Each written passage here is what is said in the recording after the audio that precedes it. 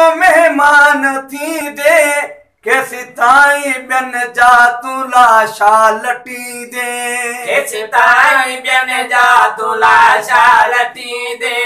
कैसी ताई बिन जा तू लाशा लटी दे कदी हम मिट्टी जो तू मेहमान थी दे कैसी ताई बिन जा तू लाशा लटी दे कैसी ताई बिन जा तू लाशा लटी दे केटी काटने जा कपड़ा तो पाई ने सज नवावे समिठड़ा मटाई नए सज नवावे समिठड़ा मटाई नए सज नवावे समिठड़ा मटाई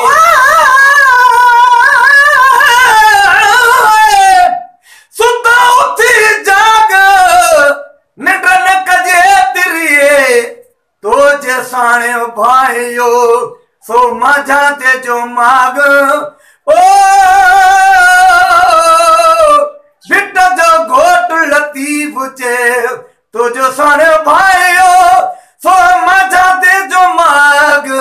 सुल्तानी सुहाग निडन कंदे ना मिले सज नवावे समिठड़ा मटाए केटी काटन जा कपड़ा तो पाई नए सज नवावे समिठड़ा मटाए नए सज नवावे समिठड़ा मटाए हर सिगार सब हित छड़ी दे कैसे ताई बिन जा लाशा लटी दे कैसे ताई बिन जा तू लाशा लटी दे सारे मता मौत करे भाव भोल एक दियाची मैट खण दे खटोलो एक दियाची मैट खण दे खटोलो जाबू पेरे मुंह साबू मथे सजने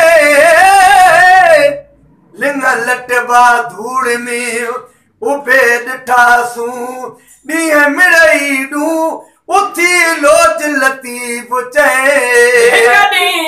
जी मैट खण दे खटोलो सारे मता मौत करे भाव भोल हिक ॾींहाची मैट खण दे खटोलो एक जी मैट खण दे खटोलो कई तू भी तन वागे वेदे कैसे ताई बिन जा तू लाशा लटी दे कैसे ताई बिन जा तू लाशा लटी दे कदी हम मिट्टी जो तू मेहमान थी दे कैसे ताई बिन जा तू लाशा लटी दे कैसे ताई बिन जा तू लाशा लटी दे सोट चाचा नकी ब्या बिरादर उते को न हल दे मिठी माओ फादर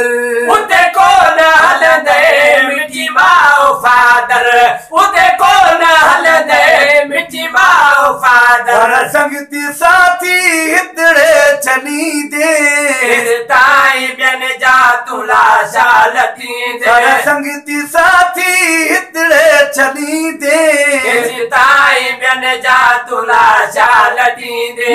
चंद्र सिजोते न को बल्ब बिजली खड़ी साणो वञ पंहिंजे अमलनि जी तजली खड़ी साणो वञ पंहिंजे अमलनि जी तजली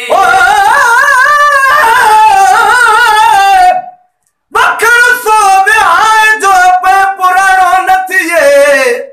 वेची दे विलायत में ज़रो थई नज़ार भिट जो घोट लतीफ चे